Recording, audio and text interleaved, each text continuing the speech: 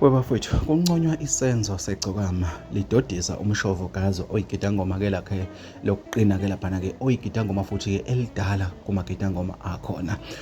Umthandeni ke ukhala ngomshovukazi uthi ke ugqoka impela unuka kahle ugqoka impahla ebizayo kodwa ingane ehlawuliwe. Uthi ucela aqale ngokwenza lokho ngoba yibona budoda lobo.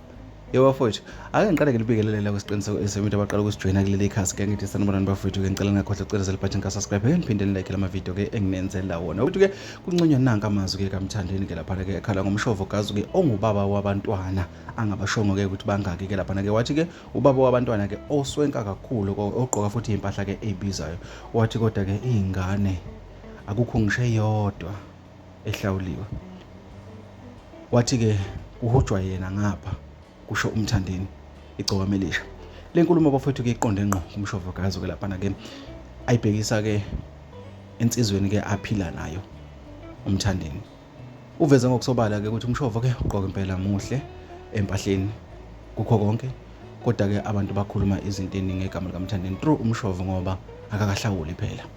Le nkulumo bafowethu ke iwukwakha umuntu ayisiko ukubhidliza kodwa ke ibonakala ke ukumakha umuntu ofana nomshovukazi ke ukuze angaphumi ke endleleni noma ke kukhona akwenza okuhle kodwa ke acabangele ke nabantwana ngoba siyazi ukuthi ukuhlawula kungenye indlela ke abantu abamnyama bakholela kuzo ungathini okuyimpilo siko. So bafowethu ke ngithe ngikuthatha ngikubeke njengoba kunjalo.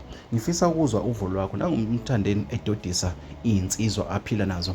Ufika wayigqugquzela lotha zakhe imizi zivusa amakhaya ubaba. Sayibona imizi ivuka sawabona amakhaya akheka. Nakho njengamanje ukhala ngezingane kaMshovu engahlawuliwe kodwa umshovu uqoka kahle. Asazi kokwenzakalani mokusuka la. Abantu abaningi ke bayincomile le nkulumo bayeseka. Kuthini okwakuphawula? Ngicela sidibane nje kwezinye.